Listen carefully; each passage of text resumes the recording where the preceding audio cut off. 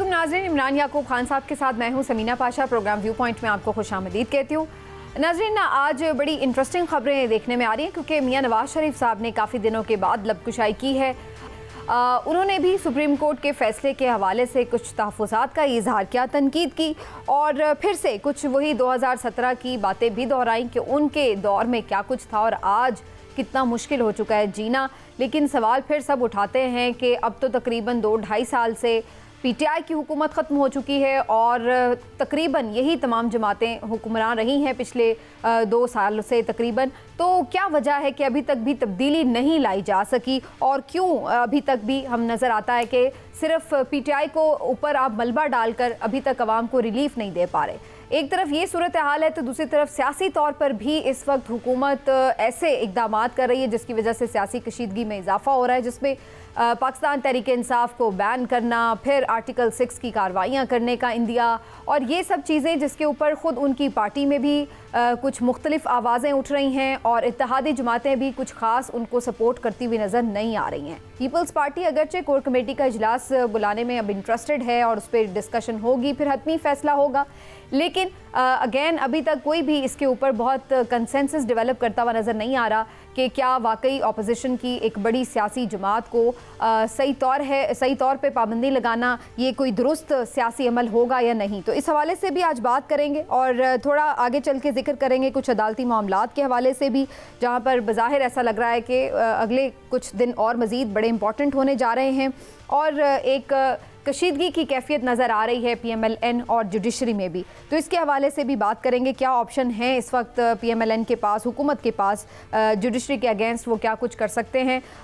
कुछ ख़बरें इस हवाले से भी आ रही हैं कि जो फ़ैसला आया उसके ऊपर अमल दरामद नहीं होगा, ऐसी अभी तक क्यों बाज़गश्त है, इस पर भी बात करेंगे। और आखिर में बांग्लादेश के हवाले से भी कुछ जिक्र करेंगे जहाँ पर पुरतशद्दुद हंगामा आराई हो रही है, क्यों वहाँ पर ये हंगामे हो रहे हैं, इस पर भी बात करेंगे। आप सबको खुशामदीद कहती हूँ, ख़ासतौर पर खुशामदीद कहते हैं जी अली गौहर बलोच साहब को, PMLN के सीनियर रहनुमा आज हमें ज्वाइन कर रहे हैं। अली गौहर बलोच साहब, आपकी तरफ मैं आती हूँ, मुझे मौका दीजिएगा। इमरान साहब से बात का आगाज़ करते हैं। इमरान साहब, ये जो आज मियाँ साहब ने एक इजलास की सदारत की है उसकी अंदरूनी कहानी कुछ तो हमारे सामने आई है, कुछ ज़ाहिर आपके वाक़फ़ान हाल ने भी बताई होगी। तो मियाँ साहब के एटीट्यूड से आज क्या नज़र आया कि PMLN अगेन हमें नज़र आएगा कि एक एग्रेसिव स्ट्रेटजी अपनाने जा रही है या फिर अभी मामलात को संभालने की कोशिश होगी? बिस्मिल्लाहिर्रहमानिर्रहीम। समीना, देखें, बात ये है कि जो मियाँ नवाज शरीफ ने आज बातें की वो 100% दुरुस्त बातें की। वाकई इस मुल्क के साथ अच्छा सलूक नहीं किया जा रहा, लेकिन यहाँ मेरे नज़दीक सबसे अहम सवाल ये है कि मुल्क के साथ या आवाम के साथ ये जो अच्छा सलूक नहीं किया जा रहा, इसका इल्ज़ाम किस पे आयद किया जाए? इसका इल्ज़ाम इस्टेब्लिशमेंट पे आयद किया जाए, दूसरे रियासती इदारों पे किया जाए, अदलिया पे किया जाए, या खुद सियासी जमातों और उन सियासी रहनुमाओं पे किया जाए जो कि पिछले 77 साल से इस मुल्क में इक़्तिदार संभाले हुए हैं। और फिर ख़ास तौर पे पिछले 40 साल में जो जमातें पीपल्स पार्टी, मुस्लिम लीग नून और PTI, जितना भी उनका इक़्तिदार का हिस्सा रहा, वो जब उन्होंने इंजॉय किया इक़्तिदार, तो ये सारा सलूक जो है इसका कौन जिम्मेदार है? आप इस हकीकत से किसी तौर इनकार नहीं कर सकती कि मुख्तलिफ औकात में गैर सियासी कुव्वतें ना सिर्फ सियासी जमातों की हुकूमतों को हटाकर इक़्तिदार में आई, बल्कि उन्होंने फिर लंबा अरसा तक इस मुल्क में हुकूमत भी की। लेकिन यहाँ ये भी सवाल पैदा होता है कि फिर उन गैर सियासी कुव्वतों में को इक़्तिदार में लाने का सेवा किसके बात है? ये तो एक अच्छी हिस्ट्री आपने बता दी, लेकिन सवाल ये कि अब PMLN की स्ट्रेटजी क्या होने जा रही है? एग्रेसिव मोड कोई ऑन हो गया है या मफाहमत की तरफ जाएंगे? हमारे वाक़फ़ान हाल ये कहते हैं कि मियाँ नवाज शरीफ जो हैं वो इस वक्त मौजूदा सूरत हाल में सिर्फ मुल्क की सूरत हाल पर परेशान नहीं है, वो अपनी जमात की और अपनी सियासत की सूरत हाल से भी इंतहाई ज़्यादा परेशान है। और उनको ये नज़र आ रहा है कि मुस्लिम लीग नून की हुकूमत होते हुए भी इस वक्त आवाम जिन मुश्किलात का शिकार है, उसमें शायद अगला इलेक्शन अगर हो, जो किसी वक्त हो, जैसे कि ये भी कहा जा रहा है कुछ लोगों की वजह से कि शायद ये पिछला इलेक्शन का लदम करार दिया जाए, कुछ का ख्याल है कि ये हुकूमत ख़त्म हो जाएगी जैसे फिच की रिपोर्ट थी, कुछ कहते हैं कि जी निगरान हुकूमत आएगी, टेक्नोक्रेट आएगी, लेकिन अल्टीमेटली जब इलेक्शन होंगे तो क्या अगले इंतखाबात जब भी हों, मुस्लिम लीग नून इस पोजीशन में है, तो मियां नवाज शरीफ की इंतहाई करीबी लोगों का ये कहना है कि मियां साहब जो हैं उनकी पॉलिसी इस वक्त फौरी तौर पे एग्रेसिव नहीं होगी। वो सिर्फ इसलिए ये मरसिया पढ़ रहे हैं कि वो उन कुव्वतों को बार बार करके ये एहसास दिलाना चाहते हैं कि अगर आप मुझे ही रहने देते तो शायद हालात आज ये ना होते। आपने मुझे निकाल के बड़ी ज्यादती की, इसलिए अगर आप चाहते हैं कि मुल्क के हालात ठीक हो जाएं, दोबारा बेहतरी की तरफ आए, तो फिर साढ़े ते हाथ रखना, किसी और वल ना चले जाना। अलीगौर बलोच साहब, आपको क्या मैसेज मिलता है, क्योंकि कल हमने देखा मरीम नवाज ने जो गुफ्तगू की और बड़ी सख्त किस्म की तंबीह की उन्होंने इदारों को, कुछ लोग तो इसको धमकी कह रहे हैं कि जजों को बराह रास्त उन्होंने धमकाया है। इस तरह की भी गुफ्तगू सामने आ रही है। PMLN के वज़रा जो हैं वो भी काफ़ी तुंदो तेज़ किस्म की गुफ्तगू कर रहे हैं जुडिशरी के हवाले से। तो अब आप लोग सोच चुके हैं कि जुडिशरी के साथ अब आप लोग एक तसादुम की कैफियत में एग्रेसिव पॉलिसी के साथ जाएंगे, या ठीक है भाई फैसला तो अल्टीमेट सुप्रीम कोर्ट का है, जैसा भी है, पसंद आए ना आए, उसको सामने सर तस्लीम खम तो करना पड़ता है। बिस्मिल्लाहिर्रहमानिर्रहीम। देखिए समीना साहिबा, इंट्रो में भी जिस तरह से आपने बात की और इमरान साहब ने भी काफ़ी तफसील के साथ अपना मौक़िफ़ दिया है। देखिए मौजूदा सूरत हाल में पहली बात तो ये है कि सुप्रीम कोर्ट का फ़ैसला आ चुका है, और जब कोई फ़ैसला आ जाए तो उसके बाद उस पर तबसरा तो किया जा सकता है, ज़ाहिर है वो चीज़ पब्लिक हो चुकी है। तो इस तनाजुर में अगर देखा जाए तो मैं तो समझता हूँ कि मरियम साहिबा ने बिल्कुल सही मुशाहिदा किया है उस फैसले का, और उन्होंने बिल्कुल उन हालात की तरफ जिसकी निशानदेही की है वो बिल्कुल ठीक है। अगर हम मादी करीब में देखें, चीफ जस्टिस खोसा साहब थे, फिर साकिब निसार साहब भी रहे, फिर वो गुलजार साहब क्या नाम है वो भी रहे, मोस्टली जो चीफ जस्टिस साहबान हैं उनके ज़रिए मुस्लिम लीग नून को टारगेट किया गया, और उस वक्त चूँकि एक तासर ये पाया जाता था कि जुडिशरी और इस्टेब्लिशमेंट जो थी वो एक पेज पे थी। अब जो जुडिशरी है वो अपने आप को एक अलग इस्टेब्लिशमेंट, मेरा ख्याल है कि जो मौजूदा फैसले और जिस तनाजुर में आ रहे हैं, जुडिशरी अपने आप को एक अलग इस्टेब्लिशमेंट बनवाने के मतलब है कि वो उस पर गामजन नज़र आती है। और ख़ास तौर पर जिस तरह के फैसले आए हैं, मादरत के साथ फैसला तो चाहे आईनी हो या गैर आईनी हो उस पर अमल दरामद तो हो ही जाता है, लेकिन ये हमारी बदकिस्मती और अलमिया है कि जो फैसले हैं वो आ भी गैर आईनी रहे। और किन लोगों को, जिन लोगों ने आइन को तोड़ा था, जिन लोगों ने आइन को दोबारा लिखा, और एक पार्टी की तरफ, ख़ास पार्टी की तरफ हर मामला में एक झुकाव नज़र आता है, एक खास पार्टी को हर केस के अंदर एक रिलीफ का जो है आंसर वो नजर आता है। तो मैं तो समझता हूँ कि जाहिर है कि जो इस वक्त मामला चल रहे हैं, और खास तौर पर ये तो आपका पॉइंट ऑफ व्यू आ गया है कि जी आपको लगता है कि जुडिशरी बायस्ड हो गई है या बायसनेस का मुजाहरा किया जा रहा है, लेकिन हमें दूसरी तरफ बज़ाहिर ये नज़र आ रहा है कि बड़े सख्त फैसले आए हैं उस पार्टी के खिलाफ। सुप्रीम कोर्ट से फैसला आया था, बल्ले का निशान लिया गया था, तीनों फैसले जिसमें सजाएं हुई हैं वो भी अदालतों ने ही दिए थे। उसके बाद अदालतों से वो फैसले केसेस में, अपील में ख़त्म भी हुए हैं, क्योंकि आपके अपने लोग ये कहते हुए नज़र आए कि ये फैसले कमज़ोर थे, इनके केसेस कमज़ोर थे। और आपको याद होगा कि साइफर केस में भी प्रोसिक्यूटर ये मान रहे थे कि ये फैसले सही तौर पर नहीं आए हुए, इसलिए रिमांड बैक किए जाएँ। और इद्दत केस में भी आखिर में हमने यही देखा कि इस किस्म की बात थी कि जी ट्रायल ठीक ही नहीं हुआ, लिहाजा इंसाफ का तकाजा पूरा नहीं हुआ, रिमांड बैक कर दें और इस तरह। तो जहाँ पे खुद कोई डिफेंड ना कर पा रहा हो वहाँ पे जुडिशरी की तरफ से यकीनन फैसला PTI के हक में आया, लेकिन अदरवाइज़ बहुत से फैसले उनके खिलाफ भी आए हैं। और इसी वजह से हमें नज़र आ रहा है कि अभी तक इमरान खान साहब जो उनकी मेन लीडरशिप है, शाह महमूद कुरैशी, डॉक्टर यास्मीन राशिद, एजाज चौधरी, महमूद रशीद और न जाने और कितने लोग अभी तक जेलों में हैं। तो फिर आप ये कुछ फैसले उनके हक में भी हैं, कुछ खिलाफ भी हैं, लेकिन उसकी बिना पर ये कहना कि जी कोई बायसनेस है, ये किस तौर दुरुस्त हो सकता है? देखिए बात ये है समीना साहिबा, इन केसेस का आप नून लीग के साथ तो दूर दूर तक कंपैरिजन नहीं कर सकते। मैं वो इसलिए ये बात कर रहा हूँ कि जिस वक्त PMLN को पनामा केस के अंदर, और फिर जिस तरह से एक मॉनिटरिंग जज ऊपर लगाया गया, फिर मॉनिटरिंग जज लगा के जो कुछ किया गया वो तमाम सारा कुछ सुप्रीम कोर्ट की तरफ से किया गया। फिर उसके बाद आपने देखा कि 2-2 साल हमदा शहबाज साहब को देखें कि वो तो शायद 2 साल से भी ज़्यादा जेल में रहे लगातार। नवाज शरीफ साहब बड़ा अर्सा जेल में रहे, शहबाज शरीफ साहब 2-3 बार जेल में गए, और मरियम साहिबा, ख़ास तौर पर शहबाज शरीफ साहब की बेटियां, मतलब है कि ये तमाम लोग अदालतों में, और हमारी पार्टी के बेशुमार सरकर्दा लोग जिनके नाम आप भी जानते हैं और अवाम भी जानते हैं, वो जेलों में बंद थे।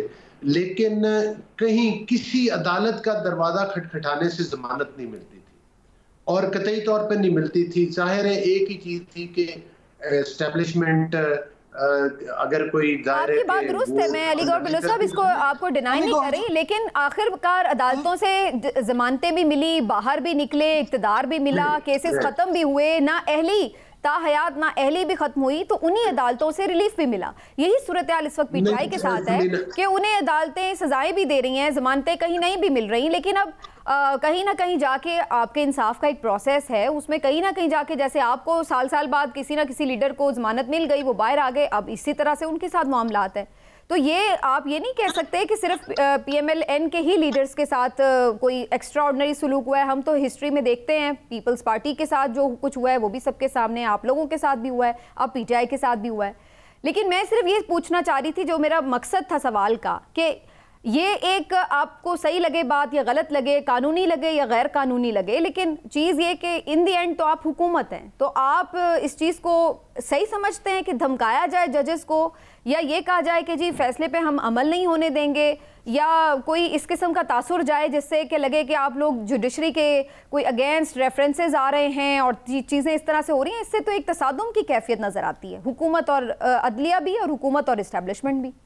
जी देखिए समीना साहिबा, आपका मादरत के साथ सवाल तो नहीं, एक बड़ा तफसीलन तबसरा था, और मुझे तो आप जवाब के लिए बहुत कम वक्त देती हैं, बहुत लंबा सवाल तफसीली जवाब दिया है। नहीं तफसीली बिल्कुल नहीं, तफसील के साथ आपने रोशनी डाली है अपने पॉइंट ऑफ व्यू के मुताबिक। गुजारिश करने का मकसद ये है कि जिस तरह से मैं अर्ज कर रहा था कि आप PMLN का आप कंपैरिजन नहीं कर सकती।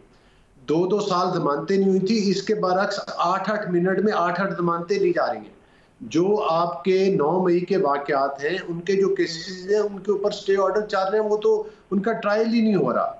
9 मई का जो वाक़या है और जिस तरह से वो किया गया और जिस तरह से उसकी प्लानिंग की गई है, वो किसी से ढका छुपा हुआ नहीं है। और ख़ास तौर पर आपने देखा है कि कोई एक बंदा भी अभी तक उन केसेस के अंदर सज़ा नहीं हो सका, और ये हमारा अलमिया है। लेकिन 9 मई के वाक़यात भी एक अटल हकीकत है। जहां तक आप मुल्की हालात की बात करते हैं, अली गौहर बलोच साहब, मैं आपकी बात को 100% भी सच मान लूं कि वाकई ही इसमें तो कोई दूसरी राय नहीं। हम सब हमेशा कहते हैं कि 9 मई के वाक़यात में जो लोग भी मुलव्वस हैं उनको कानून के कटहरे में ला के जो सजा है प्रॉपर मिलनी चाहिए, हो गई। आपकी ये भी बात सच मान लेते हैं कि अदालतों की तरफ से आपके साथ बड़ी ज्यादती हुई, और अदालतें जो हैं वो हमेशा आपको इसी तरह से करती हैं। लेकिन जो आप ये फरमा रहे हैं कि अभी तक उनके मामला ख़त्म नहीं हुए, तो आपने किसी को सज़ा नहीं हुई, तो इसमें आप नहीं समझते कि प्रोसिक्यूशन जो है वो अपना काम ही ठीक नहीं कर रही, तो फिर अदालत सज़ा कैसे दे? नहीं, मैं ये समझता हूँ, आपने बड़ा अच्छा सवाल किया। मैं एक सियासी कारकुन की हैसियत से समझता हूँ कि ये प्रोसिक्यूशन का मामला नहीं है, ये मामला कुछ और है। ये मामला वही है जिसकी तरफ मैंने आपको निशानदेही की है। जब आप एक खिलाफ आइन और कानूनी फैसला देने के बावजूद, आइन को दोबारा लिखने के बावजूद 8-8 सुप्रीम कोर्ट के जो जज हैं उन जज साहबान को एज अ मॉनिटरिंग जज की हैसियत दे देंगे, और एक पार्टी को कहेंगे कि वो चैम्बर में आकर अगर उसको इंसाफ। सर वो 9 मई का सवाल कर रहे हैं, आप आगे से मखसूस निशानों का जवाब दे रहे हैं। मैं उसी के जवाब में अभी तक चालान नहीं आ रहे, आपके रिकॉर्ड नहीं पेश किए जाते। अदालतों की तरफ से मेरी गुजारिश सुनना पड़ेगी। अब आपको आप दोनों को मेरी रिक्वेस्ट है, मैं ये कह रहा हूं कि अब अदालतों की तरफ से जो मामलात नजर आ रहे हैं, वो तो बिल्कुल ओपनली ये नजर आ रहा है कि वो बाई हुक और क्रुक सिर्फ एक पार्टी को फेवर देने के अलावा, एक पार्टी का बयानिया चलाने के अलावा, एक पार्टी को रिलीफ देने के अलावा, हत्ता कि उसके सामने कानून और आइन की भी कोई हैसियत नहीं। और ये आपका प्रोग्राम है, आपके प्रोग्राम का फॉर्मेट ऐसा है कि इसमें बात बिल्कुल ओपन की जा सकती है। आप मेरे मौक़िफ़ से इत्तेफाक करें ना करें एज अ साफी एनालिस्ट, लेकिन मैं अपने दिल की बात कर रहा हूँ। मैं कोई एक सियासी एफिलिएशन की वजह से सिर्फ बात नहीं कर रहा। और मैं दूसरी एक और गुजारिश करूँ, हम तो ऑपोजिशन में थे, फिर भी अदालतों के जरिए रगड़ा लग रहा था। हुकूमत में आए हैं तो आगे से एक आइन दोबारा लिखा हुआ भी अदालतों के जरिए आ रहा है। हाँ, यहाँ पर क्लैश है, यहाँ पर इदारों का क्लैश भी है, इदारों के अंदर शदीद तनाव भी पाया जा रहा है। लेकिन अब वो वक्त है कि तमाम इदारों को जो हमारी मुकन्नना है, जो हमारी पार्लिमान है, उसकी बरतरी तस्लीम करना होगी। और अगर हम नहीं करेंगे तो यकीनी तौर पर आपने एक बात की कि इसकी जिम्मेदारी किस पर आयद होती है, तो जिम्मेदारी तो फिर सुप्रीम कोर्ट और तमाम इदारों अब इससे जरा आगे निकलते हैं। ये बताइए अलीगौहर बलोच साहब, इमरान साहब जरा आगे निकलते हैं ना, वक्त कम है, जरा मैं एक दो सवाल जल्दी से कर लूं उनसे। एक सेकंड रुक जाए साहब, ये जितनी मर्जी हम बहस कर लें इस पे, उन्होंने वही बात करनी है जो उनका मौक़िफ़ है। नहीं, कर लें, आप कर लें, बहस की बात नहीं है जी, कर लें। देखिए, मैं तो जाती तौर पे ये समझता हूँ कि अलीगौहर साहब जो बात कर रहे हैं ये इनका मौक़िफ़ है, उनको पूरा हक हासिल है कि अपना मौक़िफ़ खुल के पेश करें। मैं सिर्फ ये समझना चाहता हूँ कि अलीगौहर साहब आपने जो बात की वो 100% ठीक है। तो पार्लियामेंट जो है, अगर उसका सुप्रीम होने का साबित किसने करना है? आप लोगों ने ही करना है ना। अगर आप लोग इतनी सूरत हाल को फिर आप खराब ही क्यों होना देते हैं? अगर आपको नजर आ रहा था कि अदलिया में वो लोग हैं जो मेरिट पे काम नहीं कर रहे, तो आपने आज तक रेफरेंस क्यों नहीं भिजवाए? 18 महीने भी आपकी हुकूमत रही, अब भी आपकी हुकूमत है, तो आपको तो ये काम जल्दी कर लेना चाहिए था। सुप्रीम जुडिशल काउंसिल में तो कोई भी बंदा रेफरेंस मंगवा सकता है। आप देखें, ये दो मुख्तलिफ चीजें हैं। जब आप रेफरेंस भेजते हैं तो रेफरेंस का मतलब ये है कि कोई इखलाकी तौर पर या कोई करप्शन के मामलात या कोई दीगर कोई ऐसी चीजें हैं जिनके ऊपर आप रेफरेंस बना के भेजते हैं।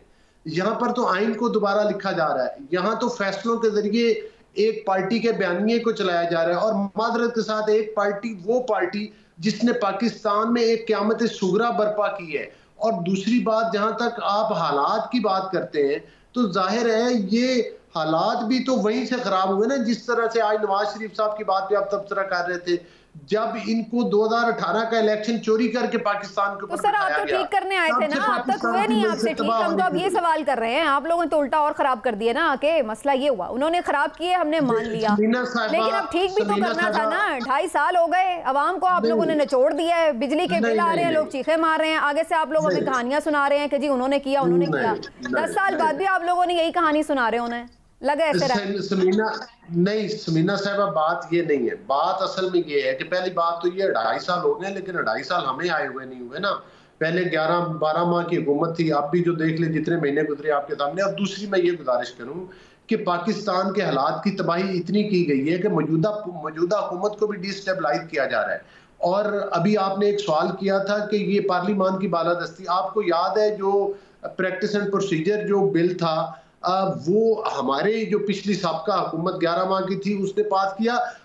सुप्रीम कोर्ट की तरफ से स्टे ऑर्डर हुए और रोका गया। पार्लियामान का काम कानून साजी है। जवाब है, मैं इस पे बात ही नहीं करी, वो ठीक हो गया ना, वो निकल आया, वो इम्प्लीमेंट हो गया, मौजूदा अदालत ने उसको ओके कर दिया, उस पर इम्प्लीमेंट हो गया। अब इस पे क्या हम बात करें? मैं तो सिर्फ आपसे ये जानना चाह रही थी कि आगे आप लोगों की अपनी पार्टी में काफ़ी मसाइल हैं, आप लोगों के अपने लोग बाहर आके बातें कर रहे हैं कि जी ये अरेंजमेंट वाली हुकूमत है, इसको छोड़ दें। आके अपने लोग आपके कह रहे हैं कि ये पाबंदियां लगाना ये सियासी तर्ज अमल नहीं है। आपके अपने लोग आके कह रहे हैं कि अदालतों के साथ लड़ाई नहीं होनी चाहिए। ये आपके अपने लोग हैं जो PMLN की जो क़यादत है उसके साथ जाते हुए नजर नहीं आ रहे, उसके साथ उनकी पॉलिसी से मुत्तफिक नजर नहीं आ रहे। आप दूसरी जमात पे पाबंदी लगा रहे हैं, आपके इत्तेहादी आपके साथ नहीं खड़े, तो बगैर मुशावरत के ही आप लोग इतने बड़े ऐलान क्यों कर देते हैं? देखिए, बात यह है कि जब भी इत्तेहादियों की हुकूमत होती है तो जाहिर है उसको चलाना। पंजाब में हमारी इत्तेहादी हुकूमत नहीं है, वहाँ पर हमें ये मसाइल नहीं है। जाहिर है मरकज़ में ये मसाइल हैं एक हद तक, लेकिन जाहिर है इत्तेहादियों की नाराज़गियाँ, इत्तेहादियों के तहफ़्फ़ुज़ात, इत्तेहादियों के मामलात वो देखने पड़ते हैं। यही वजह है ना, अगर PMLN की हुकूमत होती जिस तरह से 13 से 18 में थी तो हम जिम्मेदारी कबूल कर लेते। दूसरी ये गुजारिश है कि मामलात जिस तरफ जा रहे हैं, ये कहना कि आप कह रही हैं कि हमारी पार्टी के लोग, बिल्कुल ये तबसरा इस तरह से नहीं कि कोई एक आध बंदे का, हर बंदे को बड़ी पार्टी है। मैं आपको बता देती हूँ, जावेद लतीफ साहब की मैं बात कर रही हूँ, खुर्रम दस्तगीर की बात कर रही हूँ, नहीं देखे वो सेनेटर अफनानुल्लाह की बात कर रही हूँ। ये आप लोगों के ही लोग हैं, आपकी पॉलिसी से मुत्तफिक नहीं। नहीं तो अफनानुल्लाह साहब ने क्या कहा है, या उन्होंने क्या कहा है कि सुप्रीम कोर्ट जो कर रही है वो ठीक कर रही है? नहीं, उन्होंने ये कहा है कि पाबंदी नहीं लगनी चाहिए, सियासी तौर पे निपटना चाहिए। जावेद लतीफ साहब कह रहे हैं कि हुकूमत के अरेंजमेंट के तहत आई है। एक हमारा मौकफ ये है कि एक पार्टी की सहूलतकारी अदालतों के जरिए हो रही है। सर, अदालतों को छोड़ दें, मैं ये पूछ रही हूँ कि आप लोगों ने पीपल्स पार्टी से भी मशवरा नहीं किया, आपने अपनी जमात में मशवरा नहीं किया, इतना बड़ा अनाउंसमेंट आपने कर दिया कि बाद में फिर अगले दिन नायब वजीर आजम को ये कहना पड़ा कि अभी इस पे हम देखेंगे, अभी बात करनी है। तो बात किए बगैर आप लोगों ने क्यों ये अनाउंसमेंट की इतना, जिसके बाद खुद हुकूमत के लिए भी फिर सुबकी का सामान होता है? मैं सिर्फ ये जानना नहीं, कुछ इत्तेहादियों के तहफ़्फ़ुज़ात हैं और उनको दूर करना या उनको एतमाद में लेना जाहिर है कि वो हमारी जिम्मेदारी है, और उसमें इंशाल्लाह हमारी उनसे बातचीत चल रही है और हम बिल्कुल एतमाद में लेंगे। और हमारा आज ब्रेक की तरफ हमें जाना है। अली गौहर बलोच साहब, आप हमारे साथ जी कर लें सवाल। अली गौहर साहब से ये मैं पूछना चाहता हूँ कि अली गौहर साहब, राना सनाउल्लाह साहब ने ये कहा है कि जी जब मखसूस नशिस्तों का मामला स्पीकर के पास आएगा तो फिर देखेंगे। तो आप क्या समझते हैं कि अगर इलेक्शन कमीशन जो है वो कर भी दे तो ये मामला तय, तो क्या फिर भी आपकी कोई ऐसी स्ट्रेटेजी है कि मखसूस नशिस्तों को मजीद लटकाया जा सके? नहीं, बात लटकाने की नहीं है। जो कानून और आइन इजाजत देगा पार्लिमान, मैं तवक्को करता हूं कि सुप्रीम कोर्ट ने जिस तरह से आइन को दोबारा लिखा, ये वही सुप्रीम कोर्ट है जिसने परवेज मुशर्रफ को भी 3 साल में आइन में अमेंडमेंट करने की इजाजत दे दी थी। तो मैं समझता हूं कि पार्लिमान कोई भी काम जो आइन और कानून से हटके वो नहीं करेगी। आइन जिस चीज की इजाजत देता है उसकी बात। बलोच साहब, आप हमारे साथ मौजूद रहे, सर आपका बहुत बहुत शुक्रिया। एक ब्रेक, नाज़रीन ब्रेक से वापस आते हैं तो डिस्कशन को आगे बढ़ाएंगे, कुछ बात करेंगे जनाब कि जो अमेरिकन इंतखाबात हैं उसके हवाले से भी काफ़ी चीज़ें हैं, फिर बांग्लादेश में क्या कुछ हो रहा है। तो प्रोग्राम में आगे चल के हम जो इंटरनेशनल अफेयर्स हैं उसके हवाले से भी बात करेंगे और कुछ मौजूदा जो मुल्की सियासत है उसके हवाले से भी तबसरा शामिल होगा। हमारे साथ रहेगा एक ब्रेक के बाद।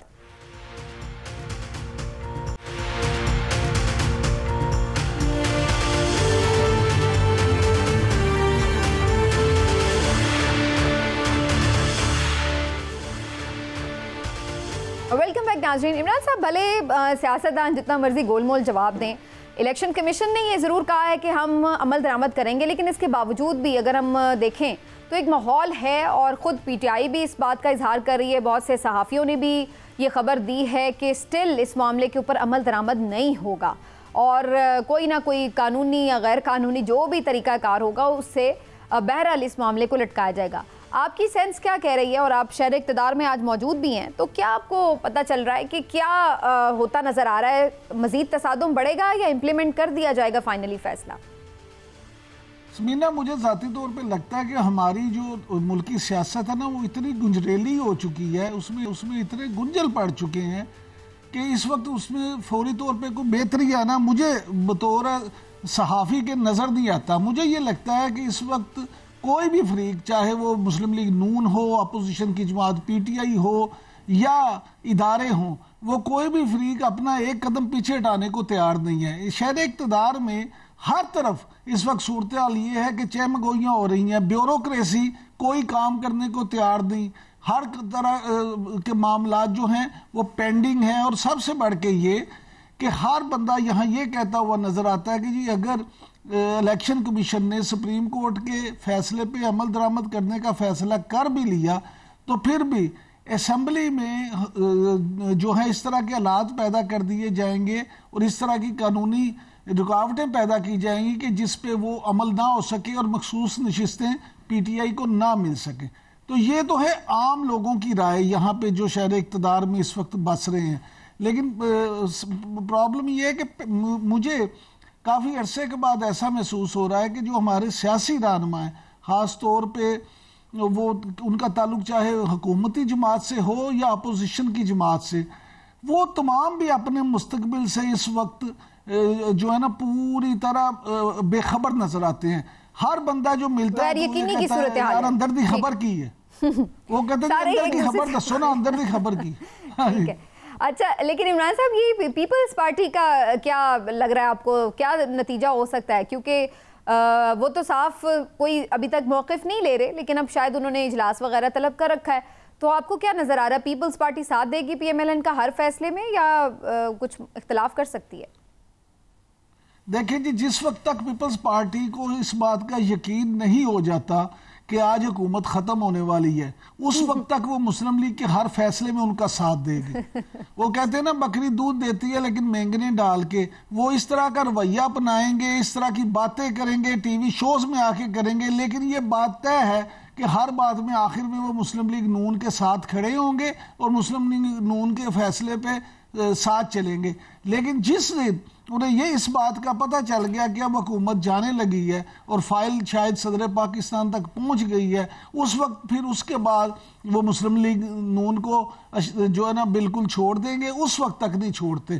पीपल्स पार्टी इक़्तिदार का आखिरी लम्हे तक मजा लेना चाहती है। इमरान साहब, आज मुफ्ती तकी उस्मानी साहब की आपने गुफ्तगू सुनी होगी, उसका कुछ हिस्सा भी हमने अभी चलवाया था शुरू में। वो तो ये भी कह रहे हैं कि अगर अवाम एक दफ़ा बाहर निकलें अपने हुकूक के लिए तो फिर ही बात बन सकती है, वरना तो हम कई सालों से यही कुछ होता देख रहे हैं। एक अजीब व गरीब सा इक़्तिदार का सर्कल है जिसमें हम लोग बार बार देखते हैं, कभी कोई कभी किसी को रगड़ा लग रहा है और कभी कोई मज़े लूट रहा है। तो ये जो सिलसिला ऐसे ही जारी रहेगा, इसके लिए अगर कोई वाकई कुछ कर सकता है तो वो खुद अवाम है।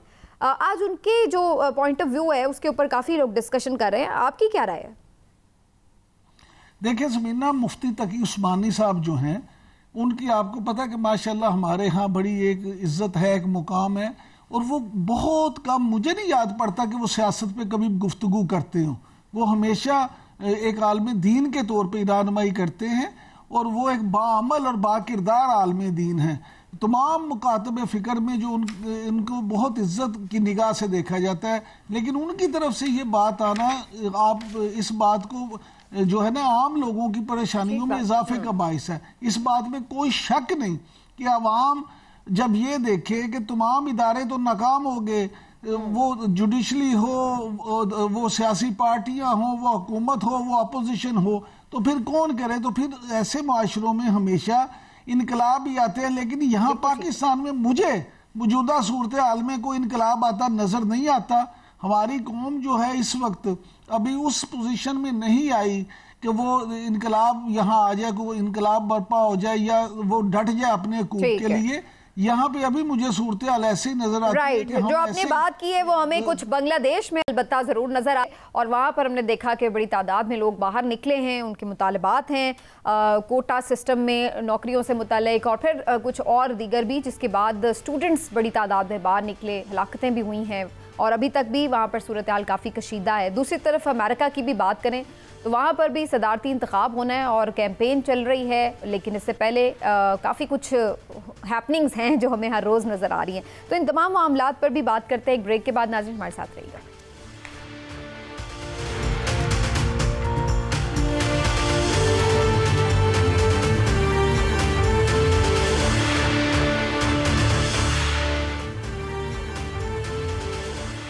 जी वेलकम बैक नाज़रीन। इस सेगमेंट में ख़ास तौर पर हमें ज्वाइन कर रहे हैं डॉक्टर कमर चीमा साहब। माहिर हैं आप आलमी उमूर के, और उनसे मुख्तलिफ जो मामलात हैं आलमी दुनिया से जुड़े उससे मुतालिक बात करेंगे। बहुत शुक्रिया डॉक्टर साहब आपका, आपने हमें वक्त दिया। डॉक्टर साहब, सबसे पहले यहाँ से बात का आगाज़ कर लेते हैं। जो बांग्लादेश की सूरत हाल है, यहाँ पर अभी बहुत अरसा नहीं हुआ इलेक्शन हुए, लेकिन इलेक्शन पे भी बहुत सारे क्वेश्चंस थे। उसके बाद जिस तरह से स्टूडेंट्स बाहर निकले हैं, हालात ख़राब हुए हैं, 100 के करीब बताया जा रहा है कि लोग वहाँ पर जाँ बाक हो गए हैं, आग भी लगाई गई इमलाक को, और नेट वगैरह सब चीज़ें बिल्कुल बंद है वहाँ पर। आपको क्या नज़र आ रहा है, इसकी वजूहात क्या हो सकती हैं? इतना ज़्यादा यहाँ पर क्यों लोग बड़ी तादाद में इस तरह पुरतशद्दुद हंगामे और फिर उसके ऊपर यूज़ ऑफ फोर्स, क्यों ऐसा सूरत हाल बनी है?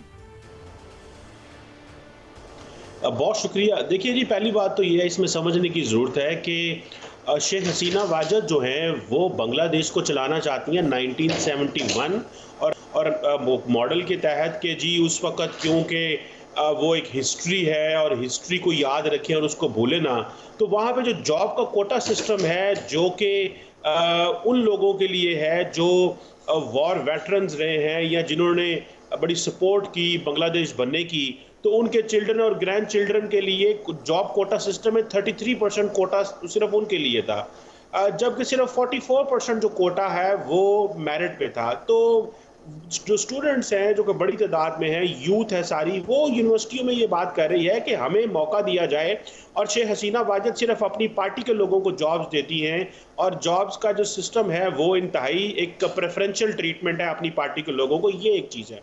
दूसरा, आपको याद होगा जो पिछले इलेक्शन हुआ था, उस इलेक्शन के अंदर खालिदा जिया और बाकी किसी जमात ने कोई लंबा चौड़ा हिस्सा नहीं लिया था, तो वो वन साइडेड इलेक्शन था और शेख हसीना वाजिद जीत गई।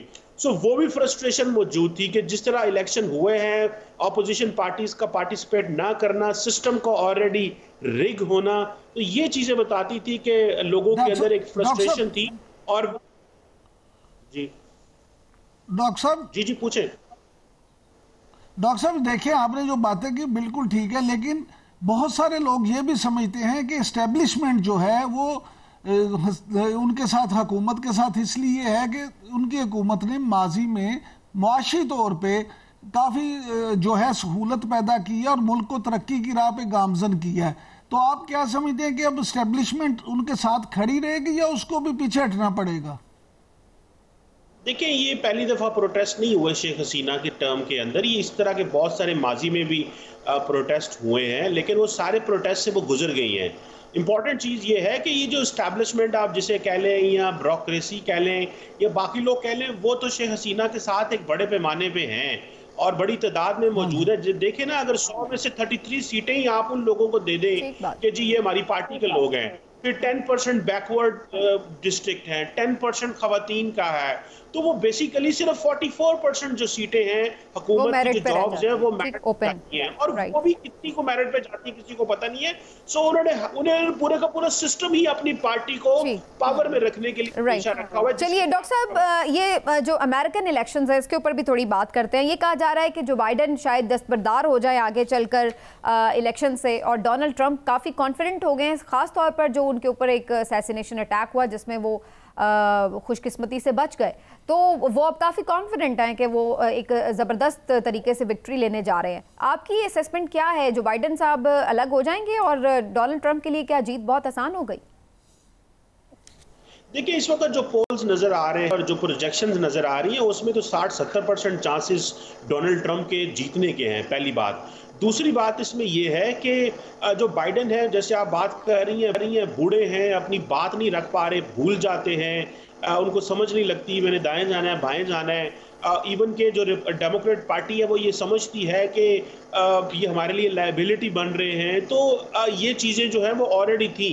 लेकिन ये जो गोली लगना है डोनाल्ड ट्रंप को, जिसमें वो बच गए हैं, मैं समझता हूँ कि इसने बेसिकली अमेरिकी सियासत का पांसा पलट दिया है, और अब वहाँ पे सिर्फ एक ही चीज़ बात हो रही है कि डोनाल्ड ट्रंप आएगा तो क्या होगा। आपने देखा होगा यूरोप के अंदर बहुत ज़्यादा परेशानी बन गई है, यूरोपियन लीडर्स ने ट्रंप के बारे में बात करना शुरू कर दी है, हक में बात करना शुरू कर दी है। कल यूक्रेनियन प्रेसिडेंट ने फ़ोन किया हुआ था, यूरोपियन ने अगर जो बाइडेन दस्तबरदार हो जाए, और कुछ खबरें ये भी हैं कि मिशेल ओबामा शायद उन्हें रिप्लेस करें, ऐसी भी मैंने कहीं एक जगह पढ़ा है कुछ, तो अगर कोई और भी हो इवन, तो अगर वो उन्हें रिप्लेस करते हैं तो आपके ख्याल से डेमोक्रेट्स के लिए कोई बन सकता है चांस कि वो वापस मैदान में मुकाबले में आ जाएं एटलीस्ट? देखिए, जो Democrats, I think it's too late for them. उनके पास एक तो वो जारी बात है हुकूमत में है, दूसरा आपको पता है हुकूमत में एक इनकम्बेंसी फैक्टर होता है कि आप हुकूमत में रह के अपनी पॉलिसीज़ को कितना लंबा डिफेंड कर सकते हैं। मिसाल के तौर पे बाइडेन लोन माफ़ कर रहे हैं, स्टूडेंट्स जो लोग ड्रग्स लेते हैं उनको रिहा कर रहे हैं, हर कोशिश कर रहे हैं कि वो लोगों को विन कर सकें। लेकिन समहाउ जो चीज़ लगती है वो ये है कि जो चीज़ मुझे नज़र आ रही है वो ये है कि डोनाल्ड ट्रंप, जो बाइडेन है, उनके पास अगर वो बेशक मिशेल ओबामा आ जाए या कोई भी आ जाए, they are not in a position कि वो अपना मुकदमा जो है वो रख सके। सो लगता यही है कि मिशेल ओबामा मेरा गेम हाथ से निकल गई है। ठीक है। अच्छा डॉक्टर साहब, मेरा यहाँ आपसे ये सवाल है कि क्या आप ये समझते हैं कि मिशेल ओबामा हो या कामला हैरिस हो, अमरीकी सोसाइटी कभी भी किसी खातून को, अगरचे वो नाम तो बहुत इंसानी हकूक का और बराबरी का लेते हैं, लेकिन क्या अमरीकी सोसाइटी कभी भी किसी खातून को अपने मुल्क का सदर मुंतखब करवाएगी? ये भी तो एक एज होगा ना कि अगर खातून उम्मीदवार हो तो कुछ लोगों का ख्याल है कि ट्रंप के लिए ये अच्छी खबर होगी। ये आपकी बात सही है, और आपको 2016 का जो हिलरी क्लिंटन वर्सेस ट्रंप जो इलेक्शन हुआ था वो हमने देख लिया कि वो तब भी वो खातून थी लेकिन वो हार गई।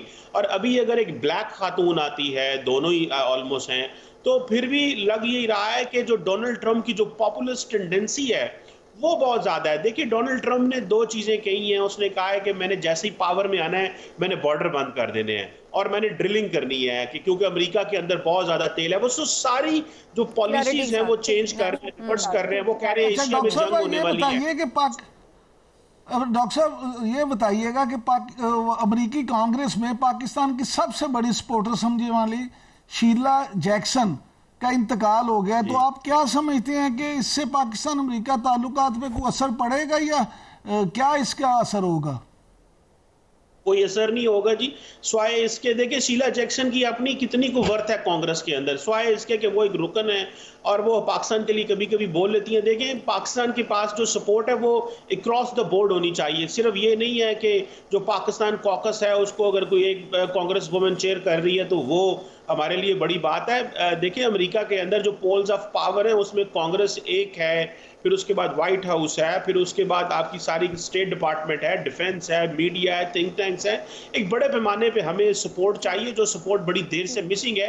बहरहाल obviously she was a friend of Pakistan. अच्छा, टाइम कम रहेगा डॉक्टर साहब, मैं जरूर थोड़ा फलस्तीन के इशू पे भी बात करना चाह रही हूँ आपकी मौजूदगी का फायदा उठाते हुए। आलमी अदालत इंसाफ का जो अभी एक फैसला आया है वो तो कह रहे हैं कि ये एक गासिबाना कब्जा है, और जिस तरह से उन्होंने पहले भी इस बात का फैसला दिया था कि इसराइल को ये बस्तियां खाली करनी चाहिए और ये जो जंगबंदी होनी चाहिए, लेकिन सवाल फिर वही आ जाता है कि आलमी अदालत इंसाफ का फैसला भी अगर ना माना जाए, अमल दरामद ही ना हो, तो ऐसे फैसले का भी क्या फ़ायदा है? आप बिल्कुल सही कह रही हैं। देखिए, इस वक्त पूरे का पूरा जो ग्लोबल ऑर्डर है वो कंप्रोमाइज हुआ है। इस वक्त यूरोपियन यूनियन के अंदर और दुनिया के अंदर, अभी स्पेन के वजीर आज़म ने थोड़े दिन पहले ये कहा है कि दुनिया हमारे मौक़िफ़ को तस्लीम नहीं कर रही, क्योंकि हम यूक्रेन में एक इंटरनेशनल लॉ की बात करते हैं और गज़ा में एक और इंटरनेशनल लॉ की बात करते हैं। सो विद इन यूरोप ये बातें की जा रही हैं, लेकिन क्योंकि आपको पता है कि अमेरिका का बड़ा स्ट्रॉन्ग असर व सूख मौजूद है और इंटरनेशनल लॉ, जो इंटरनेशनल कोर्ट ऑफ जस्टिस है, वो अपनी वर्डिक्ट्स के बावजूद किसी किस्म की चीज़ों को इम्प्लीमेंट नहीं करवा सकते, क्योंकि यूरोपियंस भी खामोश हैं। सो ये, लेकिन एटलीस्ट जो हिस्ट्री है वो लिखी जा रही है, और जो दोगलापन है मगरबी निज़ाम के अंदर वो दुनिया को सोशल मीडिया और डिजिटल एज के अंदर वो सामने नजर आ रहा है कि जब उनके अपने इंटरेस्ट होते हैं तो वो इंटरनेशनल लॉ को किस तरह इन्वोक कर लेते हैं, जब वो उनका इंटरेस्ट नहीं होता तो वो किस तरह इंटरनेशनल लॉ को अंडरमाइन कर देते हैं। तो ये चीजें एटलीस्ट प्रोग्राम का वक्त खत्म हो गया है। डॉक्टर कमर चीमा साहब, आप हमारे साथ मौजूद रहे, बहुत बहुत सर शुक्रिया। इंशाल्लाह फिर आपको ज़हमत देंगे प्रोग्राम के लिए। नाज़रीन, आज के प्रोग्राम का वक्त खत्म हुआ, इंशाल्लाह आपसे मुलाकात होगी फिर। अपना ख्याल रखिए, अल्लाह हाफ़िज़।